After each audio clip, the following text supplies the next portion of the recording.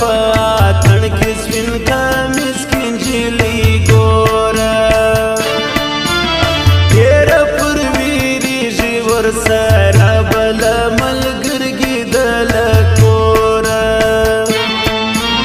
ورک سې ناوي توبه ستا د دوو ورځو دوران تېر سي له خوبه وخت مو پېغلتوب ویسي بهر ورځ اختر وي توبه توبه ښه وختونه تېر کړي ښایستو نجونو لاسونه سره ورکړي وسله د پلار کور دی شنه خالونه به بیا ګرد راڅه وډر کړي چټ نجلۍ سپینې کړ شوې په بورو سترګو د زړو ویني ګرانه پر هر چا یې ښایستې ازلي جوړه یې له مینې اوښکې به پر توسي ښایسته نجلۍ به بیا له مخې شروع سي غاړې به یې واوري بیا به شیخه ښکلباز والته په شعرو سي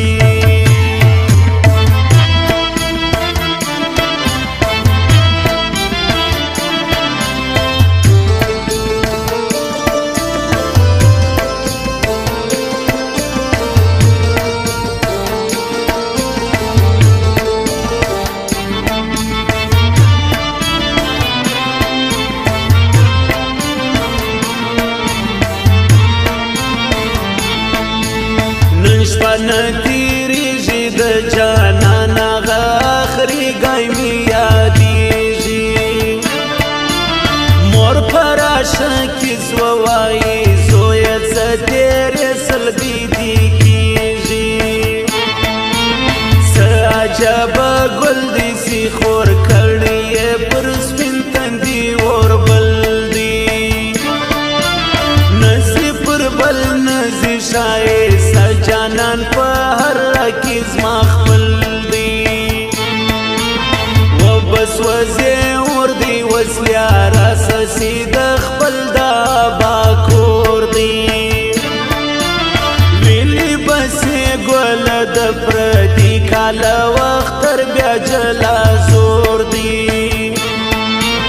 چې ګنرې راسته وکل وکه زیاتره زما له خواصه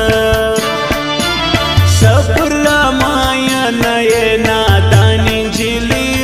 وکه رښتیا څه چا ویل سي سوالګر دی سوال منه مني تور زړی دی اوډګر دی هره شپه خوله غواړي ګرانه جبه ناوله د سوداګر دی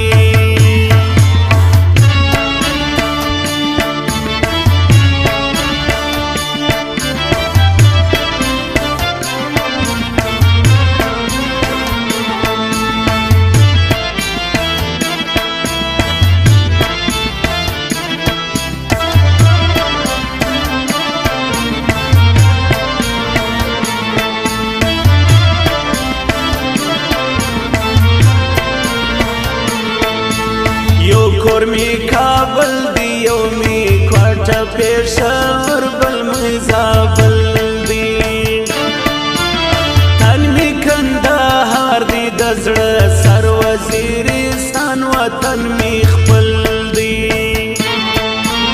شړګل به زعفران سي ښایسته به د کلا سي فلامیان سي رابسي سرمڼۍ بیا به ډېر تور زړي زړونه پر لګران سي څه عجبه شپه د اسکول نجلۍ راغلګي مېلمانه ده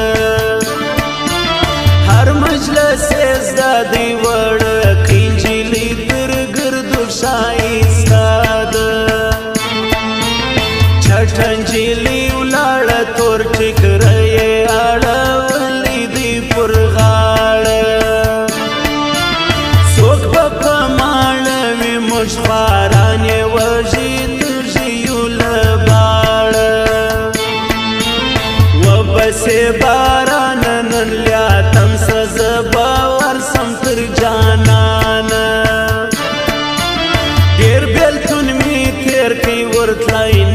شوم د پردي کال تر میانه